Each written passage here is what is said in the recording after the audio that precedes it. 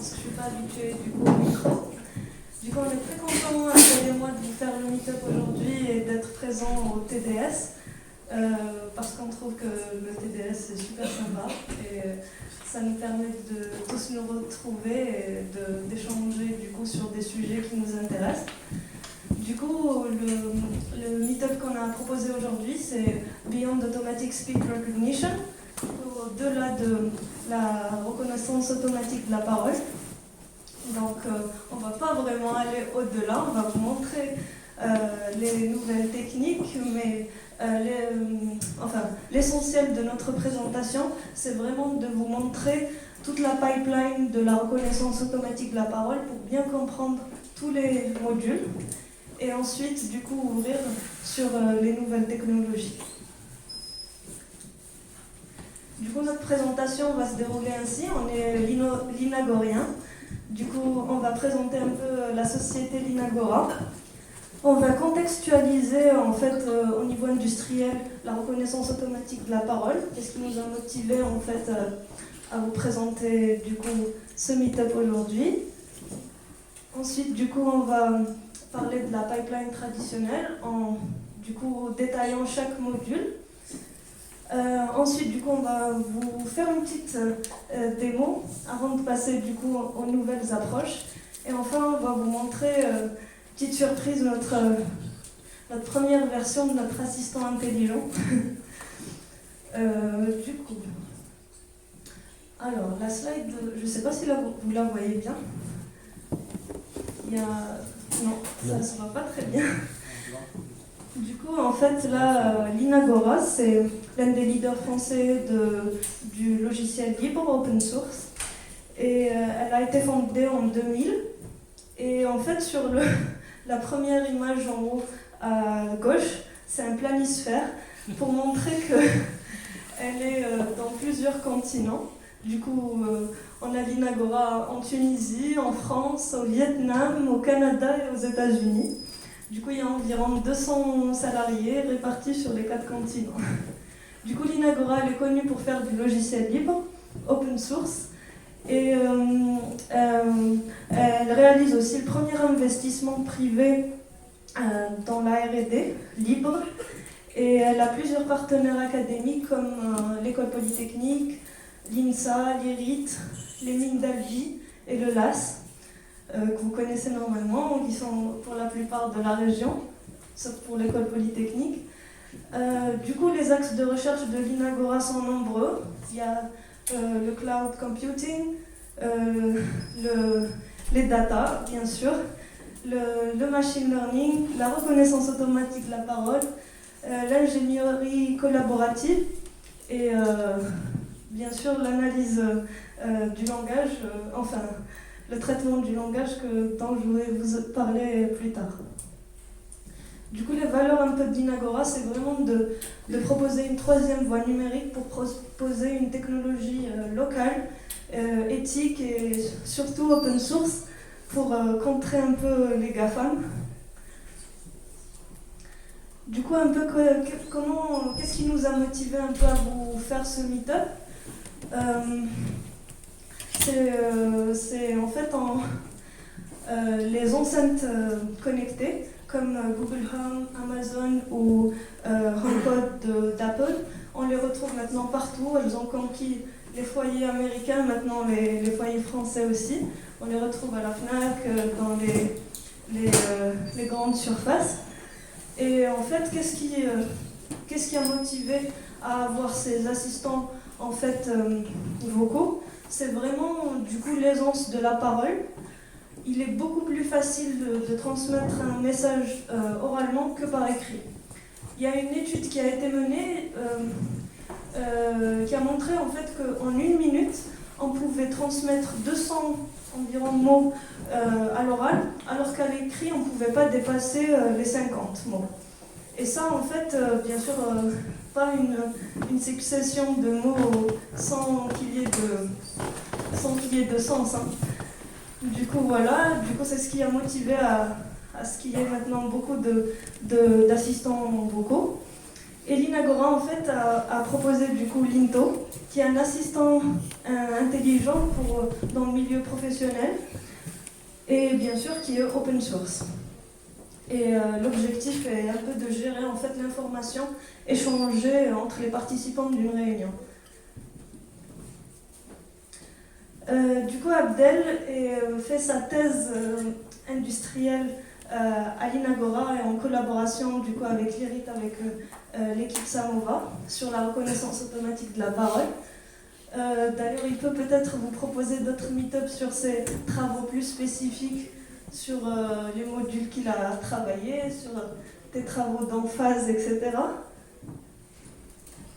Et moi, je fais ma thèse du coup sur la structure discursive, sur l'analyse du discours. Et du coup, je fais ce meet-up avec Abdel parce que juste avant de commencer ma thèse, j'ai fait mon alternance du coup à l'Inagora et j'avais plus travaillé sur un module de la reconnaissance automatique de la parole que je vais vous présenter dans ce meet-up. Bonsoir tout le monde. Donc je pense que c'est à moi. Quand on s'intéresse à la parole humaine, donc automatiquement on s'intéresse à la communication. Donc je peux avoir pour transcrire.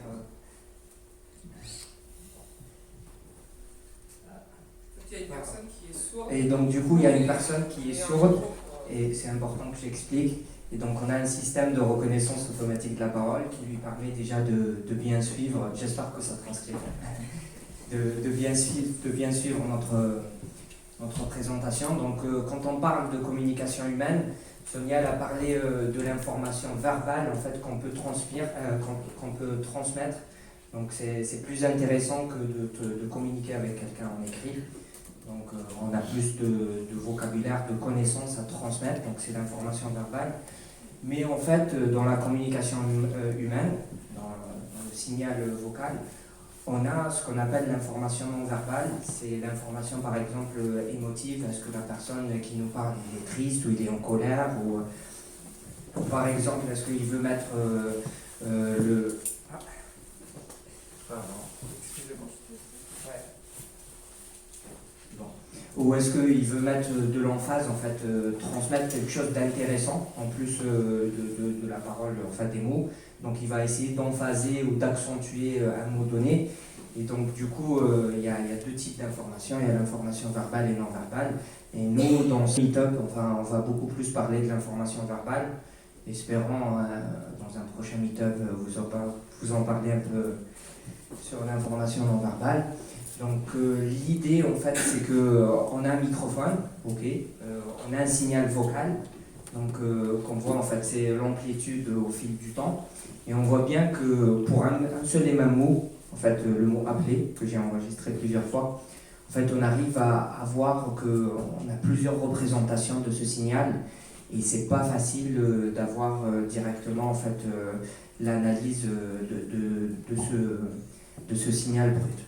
Donc en fait, avec nos analyses, on a essayé un peu de travailler sur la feature extraction, donc sur les paramètres les plus pertinents pour l'information verbale, donc l'information qui contient les phonèmes. Et donc ce qu'on a investigué un peu, en fait, en s'intéressant au domaine spectral, en fait, on a vu que en fait, les phonèmes peuvent se distinguer par ces bandes d'énergie, en fait, ce qu'on appelle les formants. Et en fait, chaque phonème, le N, le E, le B, enfin les phonèmes possibles, ont leurs caractéristiques uniques dans ce type de domaine, le domaine fréquentiel. Et donc, du coup, en fait, c'est à partir de ces données-là, de ces entrées-là, qu'on va essayer de construire des systèmes de reconnaissance automatique de la parole. Donc, un peu en expliquant comment un système traditionnel fonctionne. Donc, on a un signal vocal temporel. On essaye de le découper. En fait, le phonème humain, il est entre 10 et 20 millisecondes. Donc, on essaye de découper en fait, le signal vocal en petits segments, donc en segments de 10 millisecondes. On essaye après d'extraire les paramètres pertinents, donc on passe par le domaine spectral, et une fois qu'on a en fait notre vecteur temporel des observations spectrales, on va essayer d'apprendre en fait la probabilité d'un phonème, sachant l'observation qu'on voit, en fait, sachant les features. Et en fait, ça va nous permettre d'avoir cette matrice de vraisemblance. En fait, c'est une matrice qui va nous dire à un moment T quel est le phonème le plus probable qu'apparaît, enfin qui est transmis, donc qui est enregistré en entrée. Et en fait, une fois qu'on a l'information phonétique, on va essayer à l'aide d'un dictionnaire, donc les phonéticiens ont généré des dictionnaires de la langue française, de la langue anglaise, etc. Donc on va essayer de matcher en fait les phonèmes qui sont sortis, enfin qui sortent de ce modèle acoustique. Donc le premier modèle qui prenne les features acoustiques et qui prédit les phonèmes, on l'appelle le modèle acoustique. Et donc à partir de ce modèle-là, enfin à partir des sorties phonétiques, on va essayer de chercher dans le dictionnaire quel est le mot le plus probable. Il est parti, par exemple, le « et » de cette phrase, on va avoir le « et » du verbe être, le « AI », le « et » accent, etc. Et donc du coup, qu'est-ce qui va nous permettre de choisir il est parti avec le verbe être, par exemple. C'est ce qu'on appelle le modèle de langage. Donc on va essayer d'apprendre cette caractéristique du mot, enfin de conjugaison du mot par rapport aux mots aux alentours, enfin par rapport à la phrase. Et on va essayer c'est ce modèle-là qui va nous permettre de dire c'est le « et », enfin les mots ils sont faits phonétiquement égales. Donc le « et » du verbe être, tu vas avoir par exemple le « et » accent, mais c'est le modèle de langage en fait qui va nous permettre de décider si à telle probabilité que c'est ce mot-là correct. Donc voilà un peu comment ça se passe. Et je vais un peu évoluer au niveau technique sur cette pipeline dite traditionnelle. Donc la pipeline traditionnelle, c'est arriver au phonème, matcher avec un mot et corriger la phrase telle qu'elle apparaît. Et donc en fait, juste pour résumer cette partie, donc à partir de l'audio, on essaye d'avoir des petites frames pour avoir l'information phonétique. On va apprendre un modèle acoustique pour prédire des phonèmes. Donc il y a pas mal de techniques d'intelligence artificielle que je vais parler après. Une fois qu'on a les phonèmes, en fait, on a le lexicon ou le dictionnaire qui va nous permettre de matcher en mots. Et on aura le modèle de langage qui va nous permettre d'avoir une phrase correctement construite. Et en fait, une fois qu'on a la transcription de la phrase, on peut utiliser des techniques de NLP, enfin de Natural Language Processing ou de NLU, pour détecter les intentions, pour générer des actions, par exemple, à partir de ce qu'on dit. Donc, par rapport en fait, à un système traditionnel de machine learning, toujours on a une phase de training et on a une phase de prédiction, enfin, ou une phase industrielle où on va mettre en place directement notre système.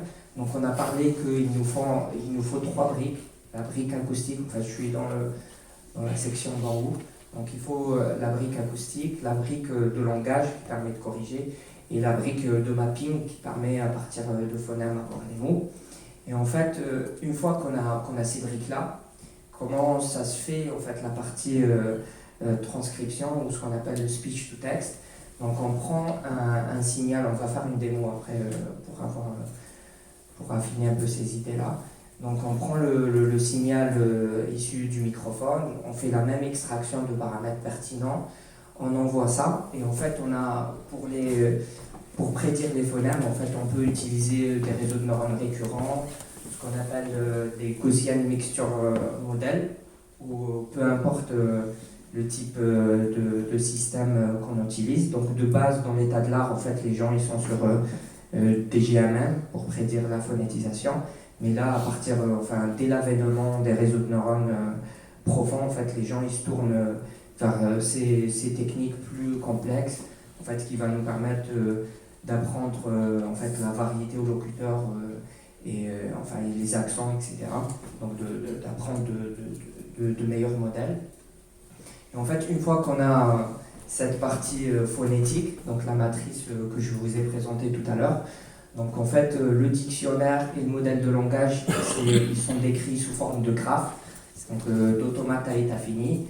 On dit on a l'état initial, on a l'état final, et si tu actives tel phonème, tu as ce mot-là qui est potentiellement prononcé, et en fait on aura le modèle de langage aussi qui corrigera.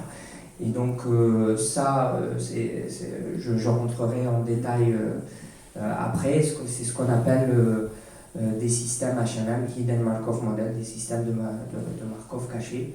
Et donc c'est optimiser en fait la recherche de graphes.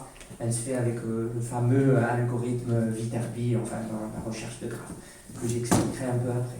Et pour la réponse, c'est Barack Obama. Donc après, en fait, là, on va rentrer un peu plus en détail sur comment s'est fait l'apprentissage d'un système automatique de la parole. Donc on a en premier lieu en fait le choix des feature extraction que Sonia va un peu présenter suivant le contexte ou l'environnement où on est. Est-ce qu'on est dans un cockpit d'avion ou dans un métro ou dans une réunion, on aura des choix de features plus ou moins robustes. On a appris après la partie acoustique, donc modèle qui prédit les phonétiques et le lexicon qui est entraîné à part, donc on peut l'entraîner ayant les données, j'expliquerai après. Et on a la partie modèle de langage, donc l'estimation d'un modèle qui va essayer de corriger, en fait, qui va essayer d'apprendre la langue française, si on lui donne du texte de la langue française, il va essayer d'apprendre à bien prédire les mots dans leurs phrases. Donc et après, il y a la quatrième partie, comment on fait le décodage à partir de ces trois briques. Donc Sonia, je pense, elle va un peu présenter la partie. Du coup, là, je vous ai mis une liste de toutes les features qui existent. Enfin, je ne sais pas si c'est toutes parce que je ne les connais pas toutes. Mais du coup, là, en fait, c'est les techniques d'extraction de caractéristiques audio.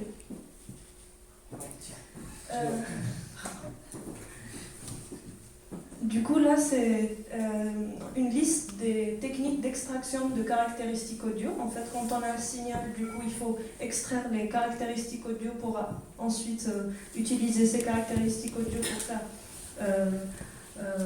la reconnaissance de phonèmes, etc. Du coup, toute la pipeline. Du coup, les plus utilisés, c'est les caractéristiques spectrales. Les caractéristiques spectrales. Et du coup, dans l'industrie et dans l'état de l'art, les plus utilisés sont les MFCC. Les MFCC, du coup, Male Frequency Spectral Coefficients, ils sont... En fait, toutes ces caractéristiques, c'est une succession d'opérations sur le signal avec la FFP, la FFT, Enfin, c'est une séquence d'opérations à chaque fois pour chacune de ces techniques. Et les MFCC, en fait, sont utilisés dans un environnement très clean. Par exemple, dans les émissions de radio ou dans des studios. Du coup, là, le modèle va bien reconnaître le signal. Mais dès qu'il y a un environnement bruité, là, les MFCC ne marchent pas très bien. Je crois qu'il y a les Rasta PLP là, qui fonctionne un peu mieux du coup dans des environnements bruités. Du coup d'ailleurs l'application que vous utilisez, je crois qu'ils utilisent les MFCC, c'est pour ça que ça ne transcrit pas très bien. Je crois que c'est... Et donc du coup, juste, tu peux me donner... Et donc du coup, juste pour finir, enfin, elle a oublié que... En fait, elle a un peu... Ouais, tu peux continuer. Du coup, là, en fait, la partie. les plus utilisés, là, en fait, c'est les bottlenecks. En fait, ils prennent le signal directement en entrée et en sortie aussi. Et en fait, ils prennent une représentation compressée de ces signaux. Et c'est ce qu'ils utilisent dans la littérature de nos jours, actuellement. Ok, super. Donc du coup, pour après, en fait, comment on essaye d'entraîner un modèle acoustique, c'est que en fait, on a des données, on a des bases de données en fait d'émissions radio en fait annotées à la main. Donc il y a des gens qui ont enregistré des émissions, en fait, on a des enregistrements. On a le texte associé à ces enregistrements, en fait, avec les tons de début et les tons de fin. Et qu'est-ce qu'on va faire? C'est qu'en fait, on va essayer de prendre les mots qui sont associés aux audios, de voir dans le dictionnaire, en fait, récupérer la séquence phonétique de ce qui est dit. Et en fait, la tâche d'apprentissage d'un modèle acoustique, c'est vraiment d'essayer de trouver en fait les frontières d'un phonème donné. Donc on va essayer, c'est un problème d'alignement. Donc on va essayer d'itérer à plusieurs reprises et d'essayer dans un premier temps détecter en fait les zones stables qui délimitent un phonème. Donc on va essayer de trouver que le premier phonème il prend 3 observations, que le deuxième phonème il prend 2, que le quatrième il prend 5 par exemple. Et en fait par la suite il y a une deuxième étape d'étiquetage de ces régions et de dire ok, dans toute cette base de données qui fait 1000-10 000 heures d'enregistrement, on a ce segment et ce segment et ce segment c'est le phonème A, ce segment et ce segment c'est le phonème E, etc. Et donc du coup on essaye, c'est une technique d'alignement et de labellisation en fait, et d'étiquetage en même temps. Donc on va essayer d'apprendre à séquencer, donc c'est des modèles à séquence. Donc on va essayer d'apprendre où est-ce que le phonème s'arrête, quelle est la zone stable qui délimite un phonème. Donc reconnaître qu'il y a l'information verbale et de dire voilà, c'est l'étiquette, c'est tel phonème qui est enregistré. Donc d'une manière plus générale. Et en fait, ce qui est intéressant, c'est que dans cette partie, on peut utiliser des techniques de machine learning simples. Mais ce qui est intéressant, c'est que tellement on a de données, en fait, on a des données immenses, et avec des natives, en fait, des gens natifs français, des gens qui ont l'accent québécois, par exemple, ou des accents divers. Et ce qui est intéressant, c'est d'utiliser un réseau, enfin un modèle qui permet d'avoir cette représentation complexe de tout ce que la base de données peut contenir comme information. Donc c'est pour ça qu'on s'intéresse beaucoup plus à des techniques de type réseau de neurones qu'à des techniques de base de type SVM ou autre. Donc ça c'est pour la partie apprentissage acoustique. Donc par rapport à la partie lexicon, donc on a un dictionnaire, enfin à large vocabulaire. On a un dictionnaire, en fait chaque mot on peut apercevoir la Bretagne. En fait, on a les différentes prononciations possibles du mot, enfin d'un mot donné. Et en fait, ce qu'on va essayer de faire, on va essayer de construire un graphe donc, où on a l'état initial et l'état final. Et les états intermédiaires vont nous permettre de déclencher, en fait, ayant la suite phonétique, de déclencher un mot donné ou un set de mots qui ressemble le plus aux sorties du modèle acoustique. Et en fait, ce qu'on a comme problématique, c'est ce qu'on appelle les out of vocabulary. Donc, une fois qu'on construit ce modèle, disons qu'on a 100 000 mots uniques, arriver dans une entreprise où on a un jargon spécifique, où il y a des termes techniques qu'on n'a pas dans ce dictionnaire. Donc, une fois qu'on génère le graphe, comment on peut faire pour que notre système peut-être s'adapte automatiquement ou qu'on fasse du pré-traitement en fait, pour rajouter en fait, le vocabulaire qui est limité. Et en fait, le problème, c'est que si on prononce un mot et qui n'est pas dans le dictionnaire, en fait, ces techniques à base de graphes, ils vont permettre d'associer le mot le plus proche du mot qui n'est prononcé, qui n'existe pas dans le vocabulaire. Mais du coup, il y a des techniques, ce qu'on appelle des techniques graphème to phonème. En fait, ce qu'on va faire, c'est qu'on va essayer d'apprendre un système caractère phonétique. Et donc, du coup, ayant des entrées caractères, on va essayer de prédire la suite phonétique de ce mot-là et essayer d'augmenter notre dictionnaire au fur et à mesure. C'est une des solutions apportées pour le auto-vocabulaire. Donc voilà, après il y a Sonia, je pense, elle va continuer. Du coup là, je vous... Ah.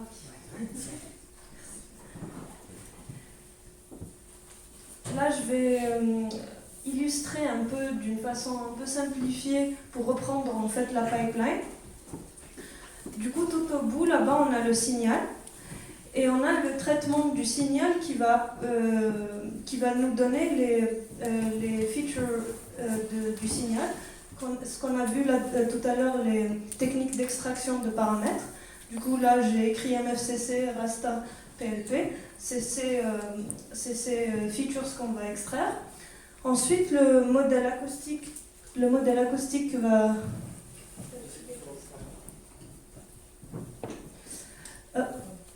Du coup, le modèle acoustique va prédire les phonèmes. En entrée, en fait, on a ces paramètres acoustiques, et en sortie du coup du modèle acoustique, on aura la séquence de phonèmes. Là, j'ai mis K, F, E, différents E, O, les. Et du coup, en fait, le modèle lexical va nous donner en fait les mots associés à ces phonèmes. Du coup, par exemple, ici, on a café, O, café, olé, par exemple, du coup, pour ce cas. Et du coup, ensuite, on a le modèle de langage qui va nous donner, en fait, la suite de mots la plus probable. Et ce modèle de langage, il s'entraîne sur un corpus. Et du coup, là, normalement, on a plus l'habitude de voir café au lait que café au et lait. Du coup, là, je vais plus vous présenter le modèle de langage, son rôle, et je vais aussi vous présenter une tâche du coup, que j'ai réalisée pendant mon alternance. Du coup, là, c'est la formule que vous allez retrouver pour la reconnaissance automatique de la parole dans les articles ou sur les sites, sur Internet.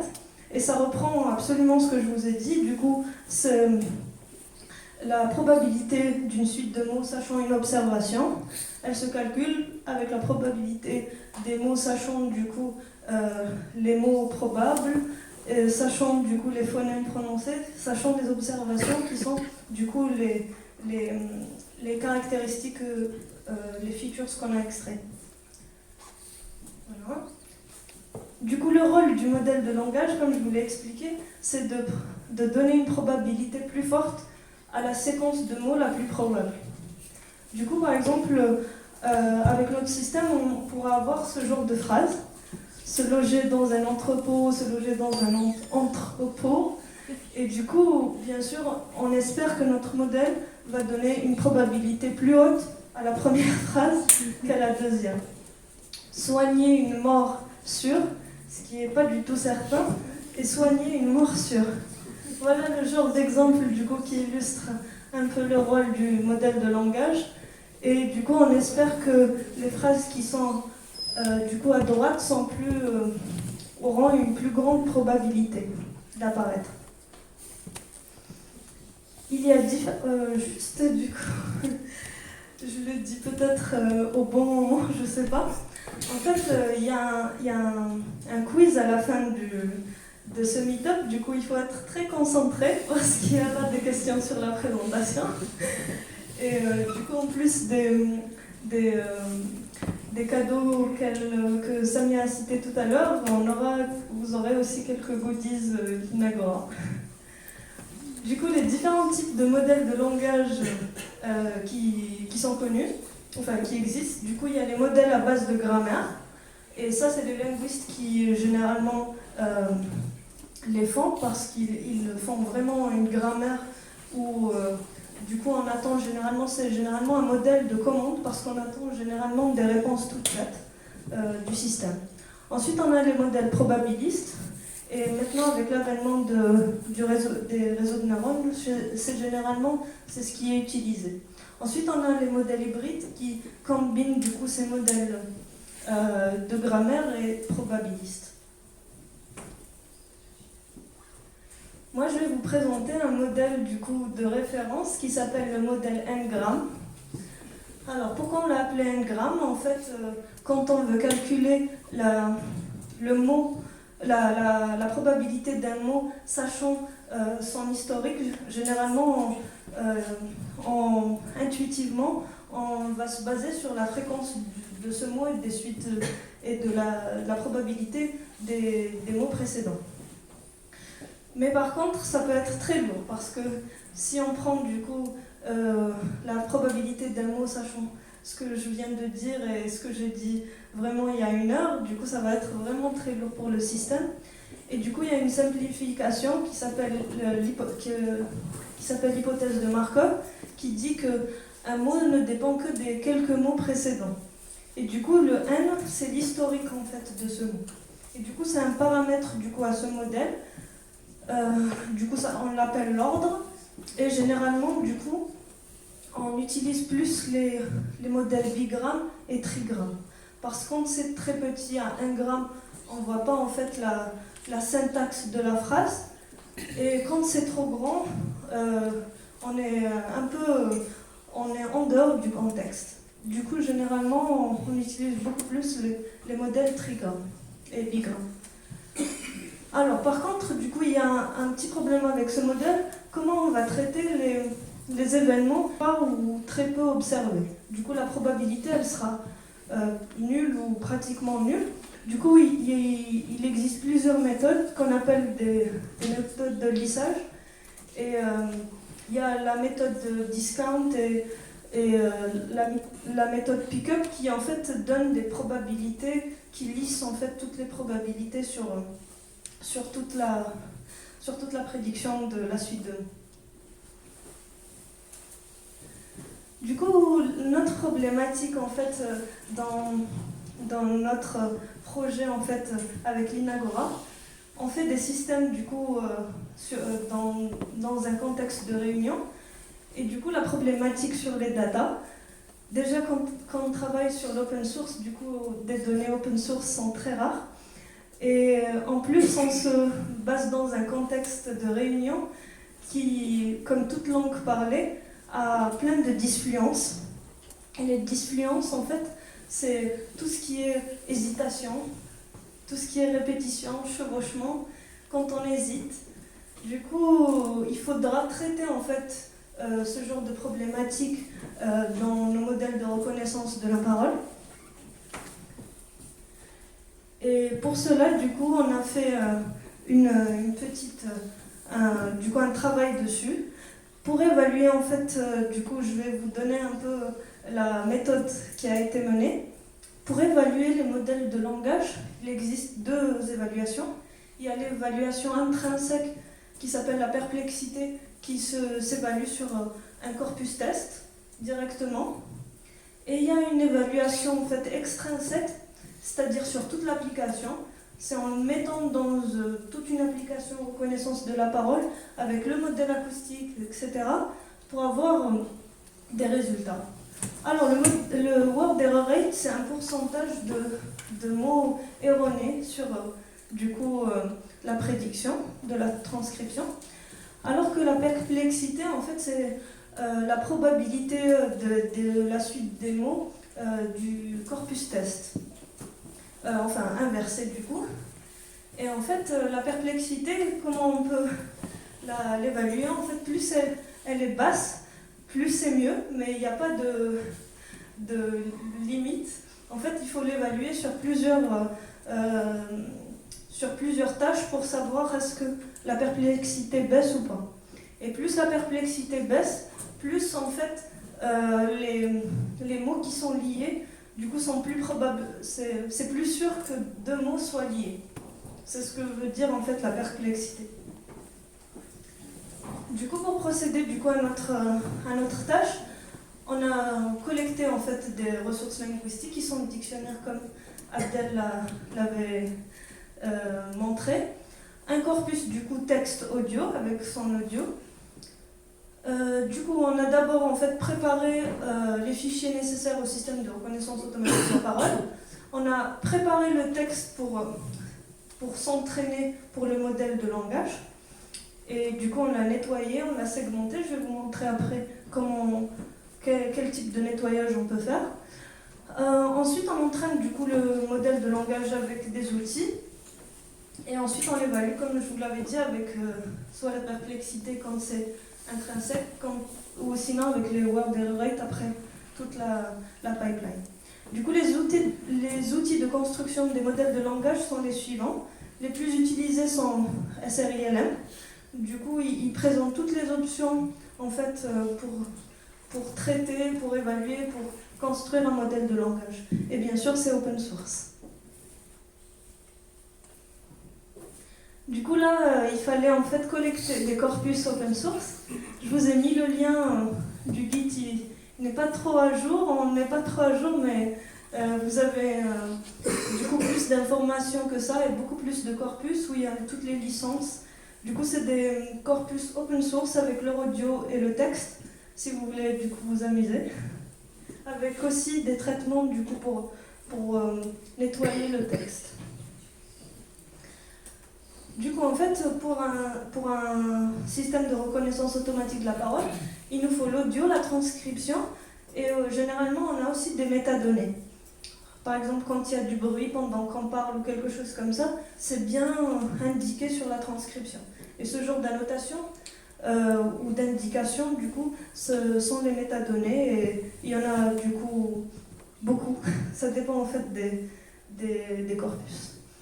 Ensuite, il y a différents formats de transcription. Pour chaque transcription, ça peut être PRAT et tout ça, mais les plus répandus sont Transcriber. Et bien sûr, il y a aussi différentes conventions de transcription.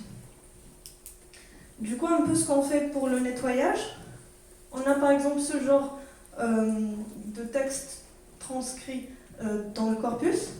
Pour le modèle acoustique, on doit absolument mentionner tout ce qui est bruit, tout ce qui est espace vide, silence, etc. Et on doit bien sûr transcrire tout ce qui est numérique en alphanumérique, en alphabétique du coup.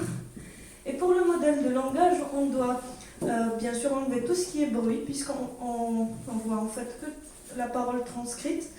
Et on doit surtout pas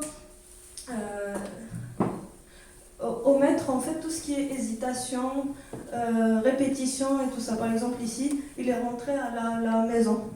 Du coup, il faut absolument le mettre. Et c'est comme ça en fait qu'on va entraîner un modèle de langage pour la parole conversationnelle.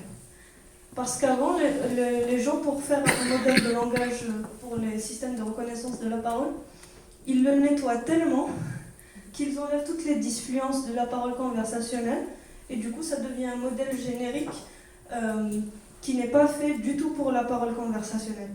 Et du coup la tâche ici, c'est d'entraîner du coup un modèle de langage spécifique à la parole conversationnelle, et en fait de l'interpoler avec un modèle plus générique. Du coup là on voit en fait l'évolution de la perplexité avec en fait le nettoyage du texte.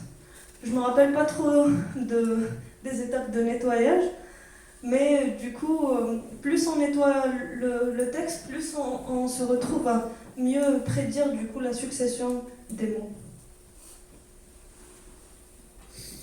Du coup, l'objectif était en fait d'améliorer les performances du système de reconnaissance de la parole pour la parole conversationnelle. Du coup, le travail était d'interpoler ces deux modèles. L'évaluation qui a été faite, elle a été faite avec la perplexité en interne, puis par le Word Error Rate. Et on avait pris un modèle acoustique commun pour faire toutes nos évaluations. Et aussi, on avait pris un modèle générique commun aussi pour toutes nos évaluations pour vraiment voir les performances. Du coup, la première étape était de mixer le modèle générique avec le modèle spécifique. Et ça se fait en fait en prenant tous les paramètres, d'évaluer en fait chaque paramètre de chaque modèle, c'est-à-dire le modèle générique à part et le modèle spécifique à part. Tous les paramètres en fait du coup des probabilités. Et ensuite, avec SRILM, on a une option pour interpoler des modèles qui va prendre du coup ces paramètres et va calculer le lambda le plus correct pour interpoler ces deux modèles. Et du coup, la deuxième étape, comme on fait beaucoup d'embarqués à l'Inagora avec nos systèmes, il faut avoir un modèle léger, pas lourd. Du coup, on procède à une étape d'élagage. qui s'appelle pruning en anglais. C'est pour en fait réduire le graphe de recherche pour trouver du coup la phrase la plus probable. Du coup, le paramétrage, c'est bien sûr le pourcentage du corpus test par rapport au corpus d'entraînement. L'ordre, du coup, on a travaillé avec les bigrammes, les trigrammes et tout ça pour évaluer ce que ça donne. Et on a aussi testé sur plusieurs du coup, méthodes de lissage. Je te laisse la parole, Abdel. Et donc du coup, en fait, pour la dernière... merci, Anne, c'est gentil. Pour la dernière étape, en fait, de notre système, en fait, une fois qu'on a ces trois modèles-là, on va essayer d'optimiser, en fait, sachant nos entrées, en fait, nos observations, on va essayer d'optimiser, de trouver le meilleur chemin, en fait, la meilleure phrase probable possible. Donc on fait ça avec la jolie équation en haut. Donc c'est l'équation de recherche de graphe de Viterbi, tout simplement. Et l'idée, en fait, c'est qu'on a nos entrées, on va sortir notre matrice de maximum de vraisemblance.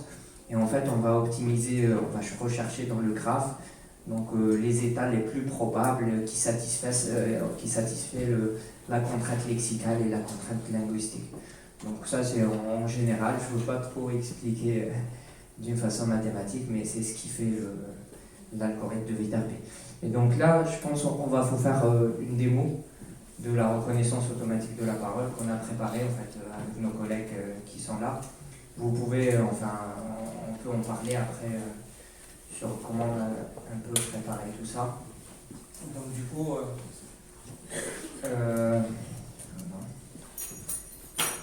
allez, je te laisse sonner un peu.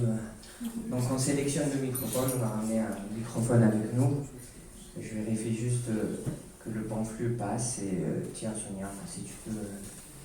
Bonjour tout le monde, on est ce soir du coup au Toulouse Data Science, parce que du coup il prononce en anglais, mais du coup en fait le système... Oui, en fait, on l'a codé ce matin pour que ça soit en temps réel, donc du coup... en fait, du coup, il faut vraiment parler d'une façon conversationnelle, parce que si on parle à une machine, vraiment dire... voilà, en fait, on a même la transcription des hésitations, des la. Si quelqu'un veut essayer, il n'y a pas de problème. Hein. Si quelqu'un veut essayer... du coup, voilà. Voilà, il y a toutes les hésitations. Et, vous pouvez vous amuser, enfin, si vous voulez, après. Mais du coup, on l'a codé ce matin, hein, c'est pour ça que des fois, il répète un peu les hypothèses.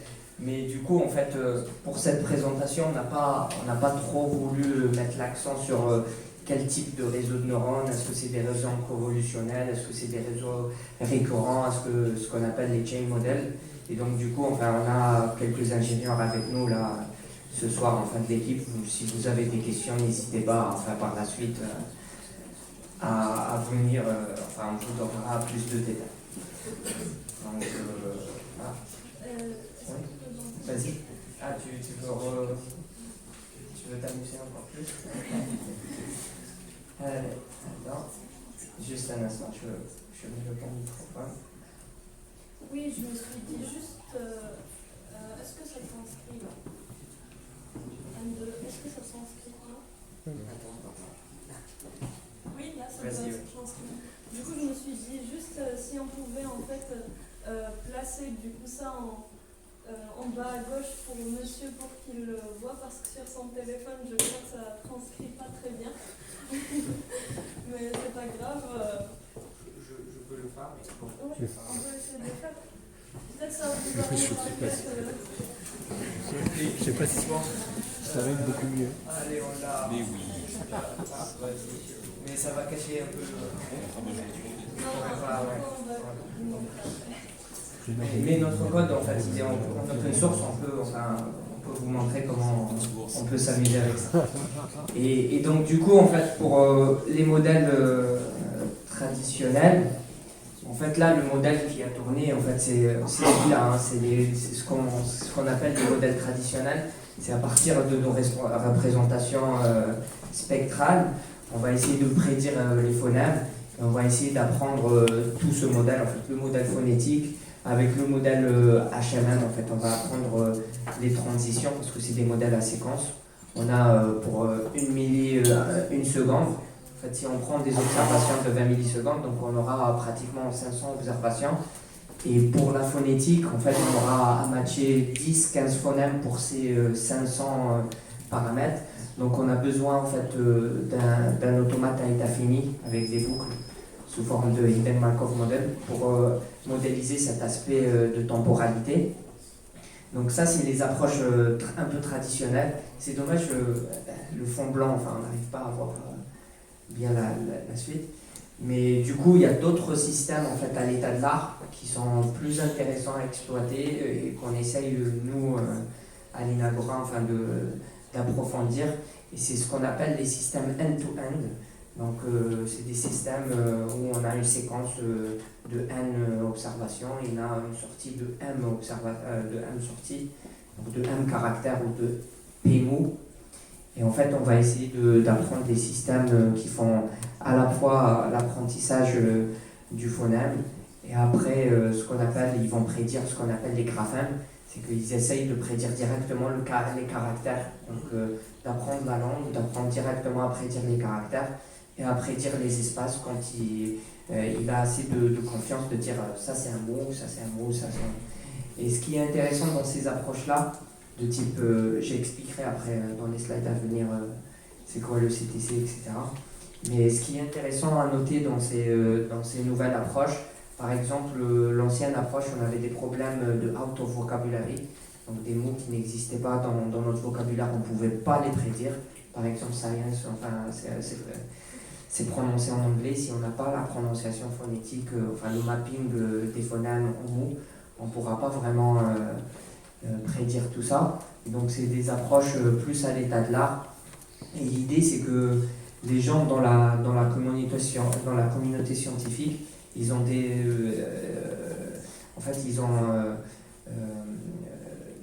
présenté de nouvelles approches d'optimisation de réseaux de neurones qui vont permettre en fait d'avoir deux séquences. Parce que le concept du machine learning, c'est qu'on a une entrée et une sortie. Mais quand on a une entrée et P sortie, comment on va faire pour avoir la prédiction de deux séquences? Et donc il y a ce qu'on appelle le CTC, le Connectionist Temporal Classification. C'est qu'on se dit si on a une entrée, donc une séquence, et qu'on a P sortie, supposons que c'est des caractères, et que P est inférieur à n, en fait, ce qu'on va faire, et c'est dommage qu'on ne peut pas l'avoir, c'est qu'il va créer un token fictif qu'on appelle blank, enfin qu'ils ont appelé. Donc c'est un token epsilon qui dit ça c'est une transition, en fait ça va prendre la transition entre deux caractères. En fait, pour le mot ici, hello, donc il y a deux H, il y a un E, et là c'est des blanks. Et en fait, ces blanks-là, ça va nous permettre de découper en fait la suite de caractères pour en faire des mots. Donc on a n sortie qui est égal à n entrée. Et en fait, ce paramètre-là, ça va nous permettre de dire ok, cette suite de caractères, par exemple ces deux H ici, on va les regrouper. Les trois L ici, on va les regrouper. Et vu que hello, par exemple, il y a deux L qui se suivent, en fait, la modélisation du blank, ça va permettre d'apprendre cette partie du langage qu'on n'a pas. Bon, c'est dommage qu'on ne peut pas voir mieux. Mais donc, du coup, il y a la première approche où c'est phonème et c'est un graphe à base de dictionnaire et de modèle de langage pour prédire la suite de mots la plus probable. Il y a la partie end-to-end avec une loss function. En fait, c'est une fonction de perte qui a été développée sur des réseaux de neurones et qui va nous permettre d'avoir cette représentation caractère. Donc la première utilisation des réseaux de neurones end-to-end, on peut prédire des caractères. Mais ce qui est intéressant aussi, c'est d'essayer directement de prédire les mots avec des approches end-to-end. Et ça commence enfin à arriver de nos jours. Donc on aura le même encodeur, en fait, le même réseau qui va prédire des phonèmes. Mais en fait, ce qu'on va faire, c'est on va prendre du réseau de neurones, en fait on va prendre ces parties cachées, enfin ces informations, ces poids, et on va dire, ok, ces poids-là du réseau de neurones, c'est un résumé du spectrogramme qui a été fourni en entrée. C'est un résumé des inputs ou des évolutions phonétiques qui sont en input. Et en fait, ce qu'on va faire, une fois qu'on a ce résumé, ce vecteur résumé, on va dire, ok, je vais prédire le début de phrase, et je vais utiliser ce résumé pour prédire la première phrase, le premier mot, refaire rentrer dans le réseau le mot d'avant, donc le mot qui a été prédit, reprendre le résumé et prédire le deuxième mot, et ainsi de suite jusqu'à prédire la fin de la phrase. Donc ça, c'est des approches vraiment très intéressantes, mais qui nécessitent beaucoup d'expertise et de données en fait. On a besoin de vraiment d'énormes quantités de données pour mettre en place des architectures end-to-end. Donc voilà les deux applications du end-to-end, soit prédire des caractères ou prédire des mots. Donc pour l'approche CTC, en fait, un peu plus en détail, donc on a des systèmes de type réseau de neurones récurrents en bas, et on essaye de prédire une matrice en fait, de caractères, donc que le réseau de neurones n'apprenne pas à prédire que les phonèmes, qu'ils prédisent directement le caractère, et qu'ils apprennent un peu la structure de la langue. Et en fait, on a un token qui est le blank, qu'on n'utilise pas, on ne l'apprend pas. Et en fait, la partie, enfin, ce qui est intéressant dans cette fonction de CTC Lance Function, c'est que ça va permettre d'utiliser cette sortie pour avoir la transition entre deux caractères ou pour rester dans le même caractère. Donc c'est assez intéressant. Je n'ai pas voulu mettre de formule mathématique pour simplifier la chose, mais c'est une fonction. Avant, c'était l'alignement, il se faisait en bootstrap. Donc on essayait d'aligner les frontières et puis de labelliser. Et là, ce qui est intéressant avec cette fonction, c'est que c'est fait automatiquement avec cette sortie-là.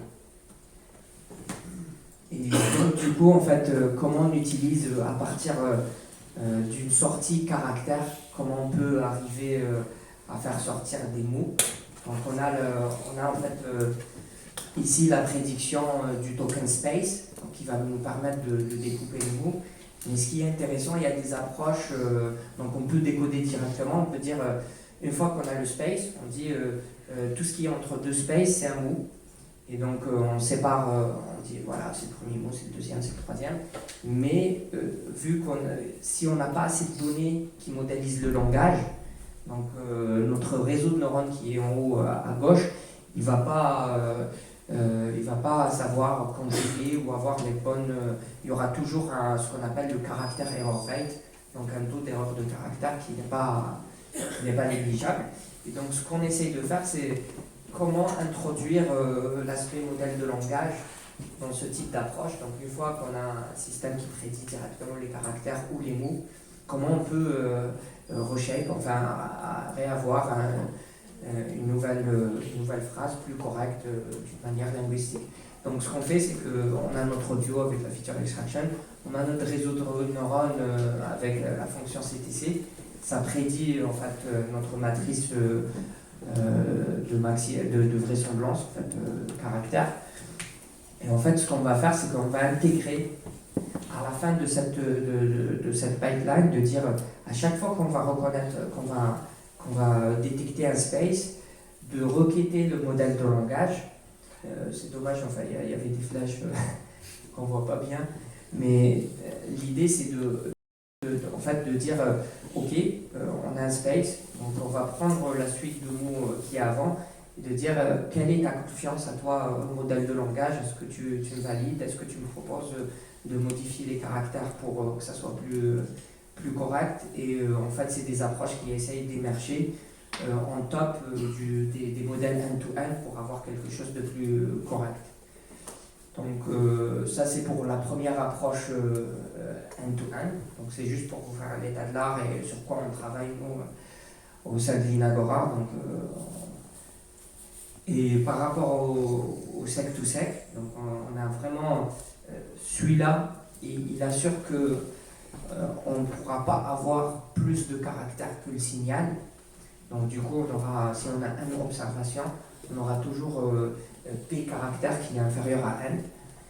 Par contre, ici, en fait, vu qu'on essaye d'apprendre, par exemple, on peut utiliser du multitask learning, faire rentrer des spectrogrammes ici et faire sortir des phonèmes en haut ou des caractères, utiliser la CTC.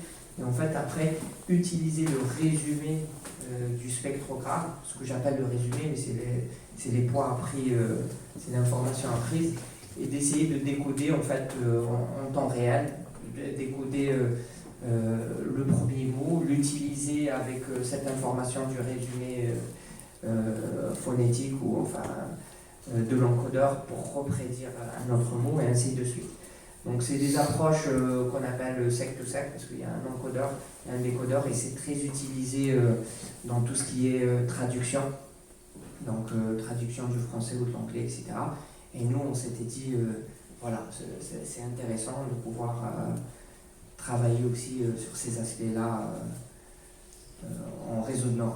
Donc juste pour expliquer, les GRU c'est des Gated Recurrent Unit, c'est des types de réseaux de neurones récurrents. Donc des modèles séquentiels, mais on peut utiliser d'autres. Là, c'est juste pour l'illustration. Donc voilà par rapport au système ASR. Donc comme vous l'avez pu le voir, en fait, là c'est un peu un résumé. Il y a les systèmes traditionnels HMM, GMM de base. Les gens ils ont commencé par ça. Avoir un dictionnaire phonétique mot. Donc apprendre un système GMM qui va prédire à partir d'une observation des phonèmes, avoir le mapping mot et la correction linguistique sous forme de graphe. Après, il y a eu les systèmes hybrides. Donc, vu que on a tellement d'informations à apprendre, des fois les environnements ils sont bruités, etc. On est passé sur des modélisations non linéaires, enfin de type deep, de type réseau de neurones profond. Et donc c'est ce qu'on appelle les systèmes hybrides. Ça combine les réseaux de neurones profonds et le décodage à graphe avec des transitions, etc. Et donc après, il y a aussi une autre utilisation des réseaux de neurones dans ces systèmes-là. C'est en fait d'essayer de mettre le signal en entrée, d'essayer de mettre le signal en sortie et de compresser le réseau de neurones en fait, à deux neurones ou trois. Et en fait, ça va nous permettre de garder l'information pertinente par rapport au signal. Donc ça va nous permettre de compresser, de garder que l'information verbale. Donc il y a beaucoup de personnes qui utilisent ça, notamment pour les systèmes à bruit. Et après, il y a les systèmes end-to-end. Donc les deux systèmes, soit une loss function, en fait une fonction de perte qui va nous permettre d'aligner automatiquement, soit les systèmes à base, à prédire directement des caractères pour avoir une simplification de toute cette expertise phonétique, dictionnaire, algorithme de Vitali, etc. Il y a de nouvelles approches de type sec-to-sec qui sont aussi très très utilisées.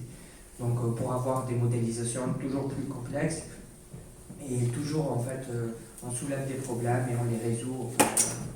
Donc il y a pas mal de problèmes, notamment les OOV, enfin les out of vocabulary qui ont été résolus d'une partie avec ces modèles-là. Donc voilà un peu sur ce qu'on souhaiterait un peu parler sur la reconnaissance automatique de la parole. Mais ce qu'on voudrait un peu aborder par la suite, c'est ok, on a du signal, on a l'information de transcription, donc on a le texte, mais ce texte-là, en fait, le beyond, à ça, qu'est-ce qu'on pourrait exploiter en fait est-ce qu'on pourrait détecter des actions, est-ce qu'on pourrait détecter des entités, qu'est-ce qu'on pourrait faire sortir, et donc par la suite, en fait, Sonia va vous parler sur ça.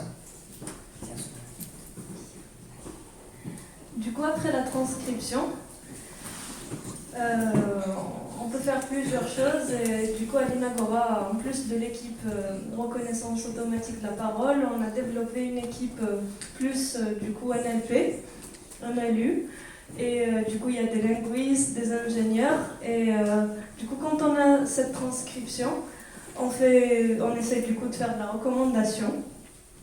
On détecte les intentions. Et on travaille aussi, il y a aussi des doctorants dans l'équipe. On travaille aussi sur le résumé automatique des réunions. Et on analyse en fait du coup toute la conversation des réunions pour faire, bien sûr, pour améliorer ces recommandations, ces résumés automatiques de réunions. Du coup, j'espère qu'on va proposer peut-être d'autres meet-up plus spécifiques, peut-être soit la reconnaissance automatique de la parole et de mon côté plus du coup côté NLP, NLU. Du coup, on peut vous présenter plein de choses et peut-être qu'on va proposer du coup on va faire plein de call for paper sur le Toulouse Data Science et comme ça, on va attendre vos votes. Du coup, voilà un peu. Là, on est en train de faire du coup Linto, notre assistant. Du coup, dans un contexte en fait professionnel pour les réunions. Et il y a notre collègue Damien qui va nous présenter Linto.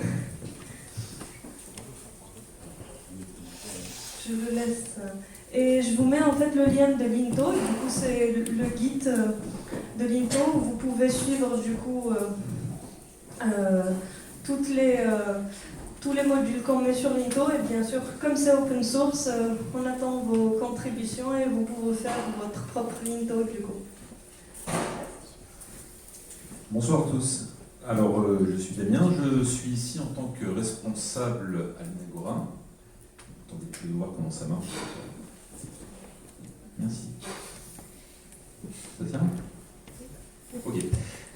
Donc je viens ici accompagner mes collègues qui m'ont prévu un peu au dernier moment que ça serait intéressant qu'on montre une mise en œuvre à l'état un petit peu de maquette d'usage pour l'instant, donc sur cet appareil, qui est en fait une version maker, do it yourself, de notre produit Linto.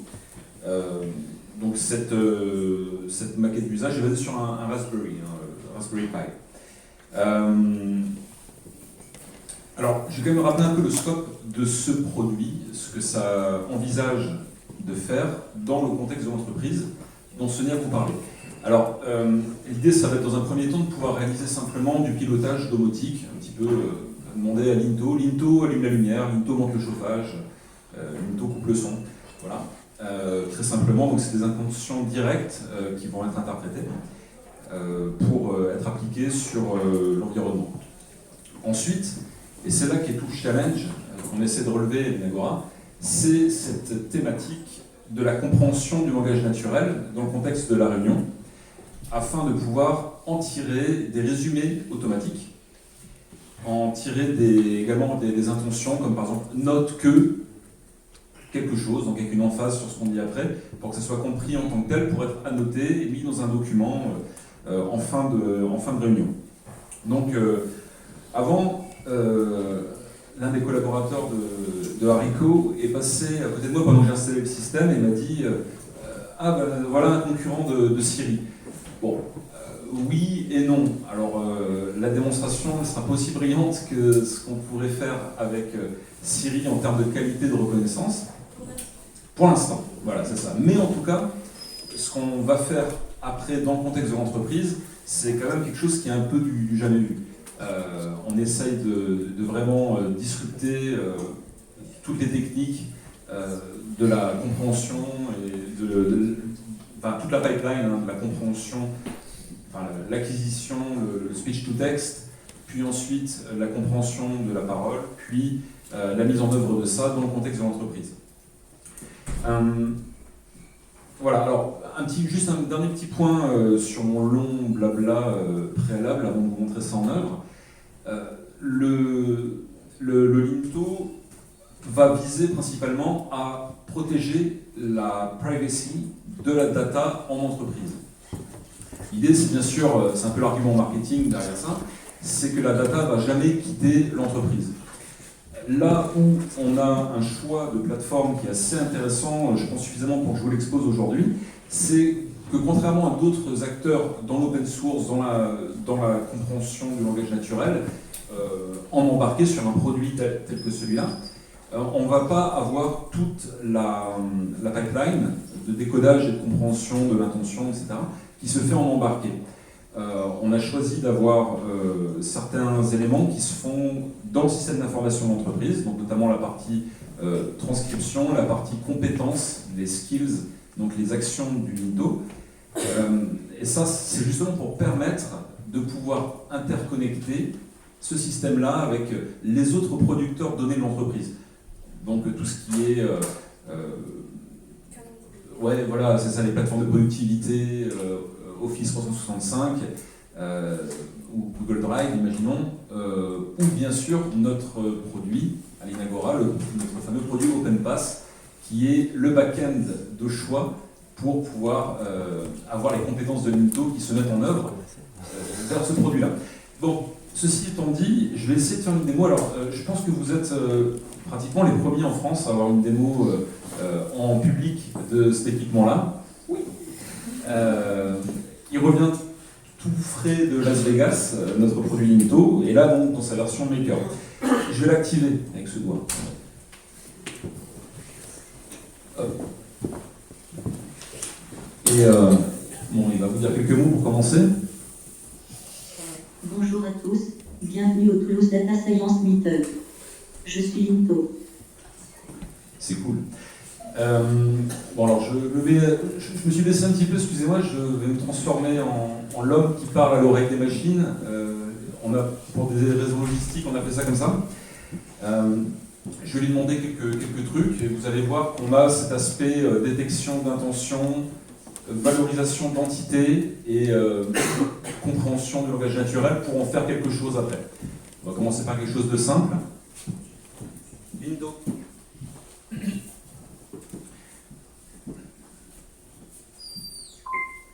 Quelle heure est-il? Il est 20h31. Très bien. Très bien. Je vais maintenant lui demander un peu qu'est-ce qui se passe. On va prendre justement un élément qui va être valorisé, le mot Toulouse. Quelle est la météo à Toulouse?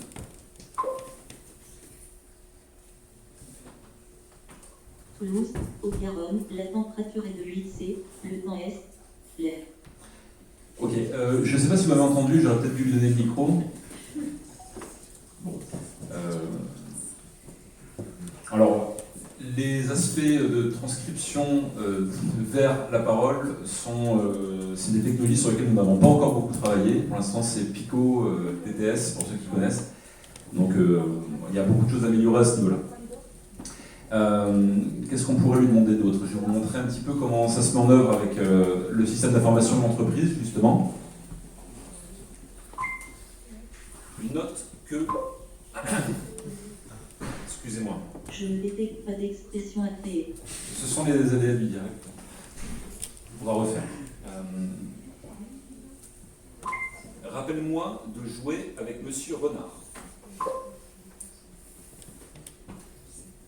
D'accord, je vous rappellerai de jouer avec Mathieu Renard. Parfait. Lindo. Ça c'est le microphone, ça fait un petit peu de Larsen Willy. Lis le pense-bête. Votre pensée bête contient jouer avec Mathieu Renard. C'est bien ça que je lui dis. On va essayer quelque chose de conversationnel.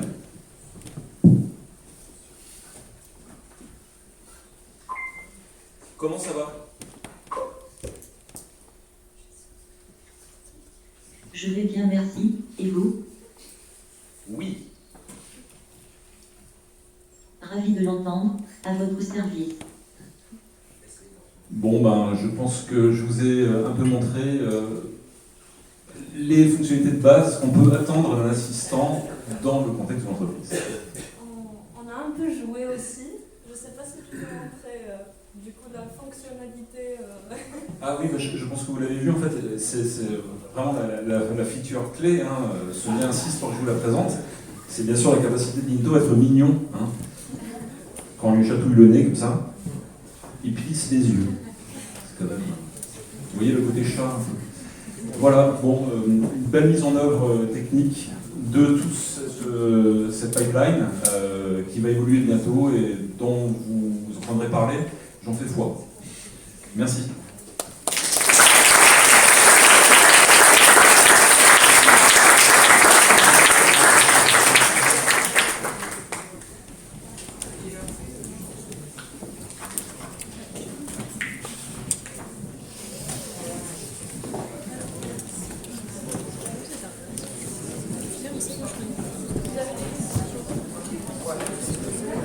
Si vous avez des questions, en fait, je ne sais pas comment ça se passe. On va passer le micro.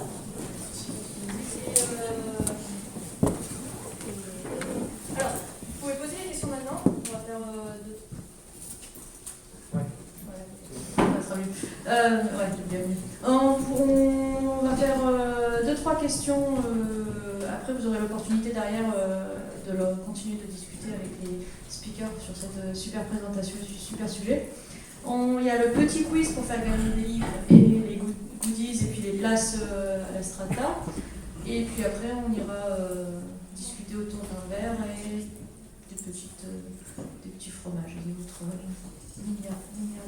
non, c'est pas ça. Ouais, ok. Des questions? Alors, c'est votre gauche.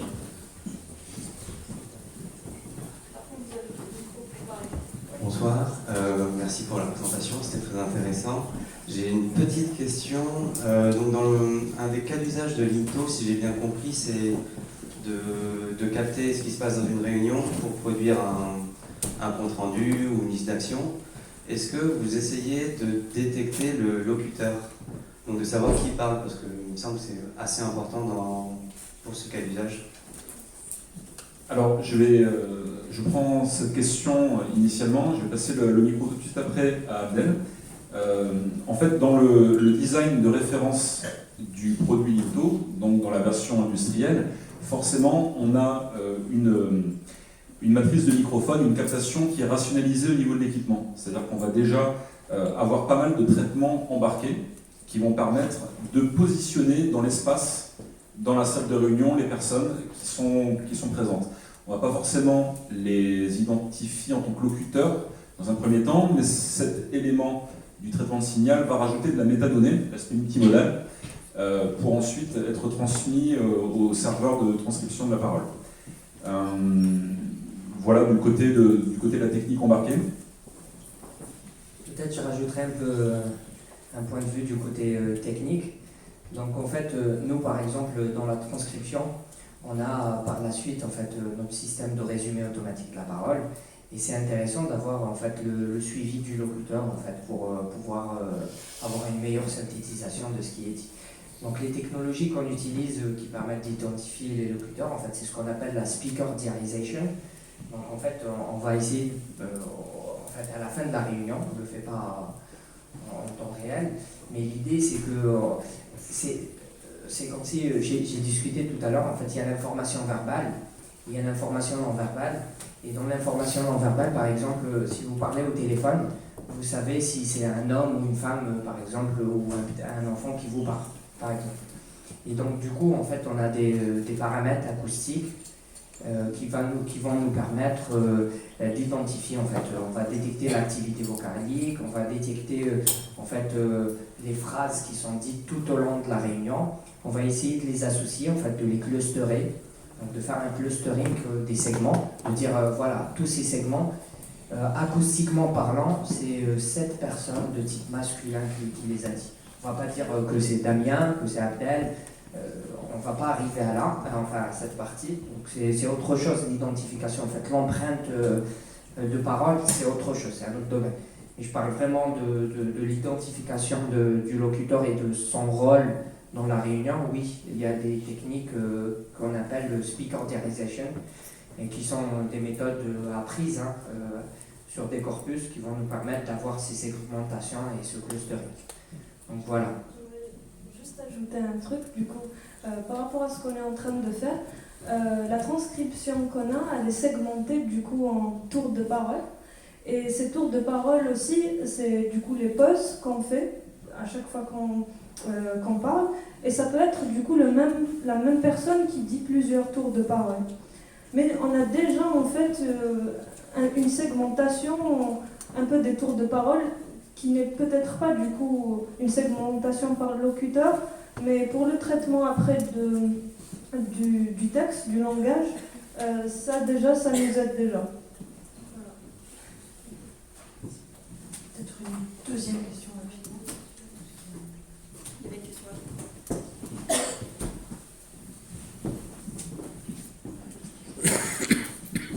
Bonsoir, je crois que ça recoupe un peu la première question, mais je voulais juste savoir, est-ce que, donc là vous avez imaginé en monnaie globale, est-ce que vous pensez au truc où vous allez mettre le produit dans une entreprise et quand quelqu'un est nouveau dans l'entreprise, il va par exemple parler pendant 3-4 minutes et le modèle va se spécialiser un petit peu pour cette personne.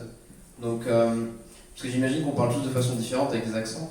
Je ne sais pas si vous faites du coup du transfer learning, du coup de se spécialiser pour certaines personnes, quoi. Alors, merci de continuer cette question, parce qu'il y avait un élément sur lequel, effectivement, j'aurais pu rebondir moi-même. Sur cet aspect-là, il y a des notions biométriques dans l'entreprise. Il serait quelque part un peu aisé de partir de la voix des locuteurs pour ensuite les associer à une base de données, par exemple. C'est pas forcément quelque chose, dans les expérimentations, les laboratoires d'usage qu'on a menés avec nos partenaires autour du projet Linto, c'est pas forcément quelque chose qui a trouvé un écho favorable. C'est un peu compréhensible, ça peut peut-être être des choses qui évolueront dans les usages. Et pour entrer plus dans le détail de ta question sur justement l'aspect transfer learning et ces aspects-là, je ne suis pas qualifié pour te répondre. J'ai passé ça à Abdel, qui va te dire ça tout de suite. Bon, là, on peut jouer à ça. Mais il y a aussi la réglementation européenne qui interdit en fait d'enregistrer une personne plus de 6 secondes et de l'identifier. Donc ça, il ne faut pas l'oublier, il faut les laisser à côté. Mais l'idée, en fait, c'est que pourquoi on essaye d'utiliser, nous, en fait, des réseaux de neurones profonds à la place des systèmes traditionnels, etc. En fait, c'est pour avoir des modèles plus complexes et des modèles en fait, qui permettent d'avoir cette modélisation des accents, cette modélisation en fait, du bruit, parce que en fait, toutes les salles ne se ressemblent pas, il y a de l'écho, il y a de la réverbération, etc. Et en fait, on travaille sur ça avec ce qu'on appelle de la data augmentation. Donc l'idée, c'est d'identifier en fait, quelques cas d'usage où on pourrait synthétiser d'une façon ou d'une autre notre base de données pour prendre en considération ces variations de locuteur ou de distance ou de bruit. Donc il y a un travail qu'on effectue nous en interne, mais aussi ça serait très intéressant d'avoir cette loupe d'adaptation en fait, dans des entreprises. Mais actuellement, en fait, on ne le fait pas. Voilà. Je veux juste citer un exemple. Par exemple, pour Linto, vous voyez là, il ne m'a pas répondu, je ne sais pas si vous l'avez connecté. En fait, pour ce Wake Up Word, c'est-à-dire Linto, pour qu'il se réveille, il y a d'ailleurs, on a une équipe qui travaille dessus, et dans Rudy, et qui nous a tous enregistrés en disant Linto, Linto, Linto, plusieurs fois pour que, du coup, Linto nous reconnaisse, enfin, se réveille quand on l'appelle. Et bien sûr, j'étais la seule fille de l'open space. Du coup, il me répondait pas trop, il répondait plus du coup à la voix masculine. Mais du coup, après traitement, du coup, avec du coup, de la data augmentation et tout ça, juste avec quelques du coup, audio de moi disant Linto, ça a pu en fait apprendre peut-être des fréquences du coup féminines, et du coup, je pense que n'importe quelle voix féminine peut réveiller maintenant Linto. Voilà. Il y a d'autres questions? Merci pour la présentation. J'aurais voulu en savoir un peu plus sur la performance de l'algo-transcription. Donc, vous avez fait la démo tout à l'heure. Est-ce que vous l'avez évaluée? Sur quel jeu de données et quel taux d'erreur? Donc du coup, oui. En fait, il y a des corpus à l'état de l'art sur de la langue française, notamment c'est des corpus de radio. Et en fait, il y a pratiquement 10 heures d'évaluation, donc où les gens de la communauté scientifique ou des entreprises se comparent. Et donc, du coup, l'état de l'art est à pratiquement, nous on est à pratiquement en fait avec des modèles de type réseau de neurones, on est à 13% de word error rate, donc ce qui est déjà très intéressant. Donc sur 100 mots, on a 13 mots qui sont mal conjugués ou incorrects. Ça ne veut pas dire que c'est des mots qui ne ressemblent pas à la phonétisation, mais peut-être c'est des erreurs du modèle de langage. Donc c'est vraiment très intéressant comme performance qu'on obtient en offline. Donc il faut bien préciser que c'est des performances en offline. Ça veut dire qu'à la fin du wave, de l'enregistrement, on va essayer d'identifier les segments de parole, donc la VAD ou la segmentation en locuteur. Et en fait, on va essayer d'adapter notre modèle. Enfin, il est sur 2 phases. Une phase à l'arrache et une phase de décodage. Et une phase où on va essayer d'adapter avec des informations plus liées au locuteur pour avoir cette adaptation au locuteur. Donc voilà, on est aux alentours de 13%. Et donc, comment ? Voilà, exactement. Mais ce qu'on voit bien, c'est que là, on a des performances pratiquement... Oui, et en plus, en fait, c'est un programme qu'on a un peu travaillé parce que ça, c'est du décodage offline. Donc, on essaye... online, pardon, ce que vous venez de voir. Donc, on essaye d'enregistrer un peu, d'enregistrer les segments, de faire la VAD, de calculer les hypothèses. En fait, derrière, on a une métrique de confiance qui va nous permettre de dire ok, cette phrase elle est correcte à tel pourcentage, et on essaye après de soit l'afficher, soit dire il vaut mieux dire non, on l'affiche pas, on se trompe. Mais du coup, voilà, on arrive à des performances à l'état de l'art, et on essaye un peu avec des approches nouvelles de type end-to-end d'arriver en fait à ces mêmes approches, enfin à ces mêmes résultats. Donc voilà un peu où est-ce qu'on en est. Mais déjà l'état de l'art, je pense qu'ils sont à 15-17%. On arrive à quelque chose d'assez correct et d'assez performant. Sur la langue française, actuellement.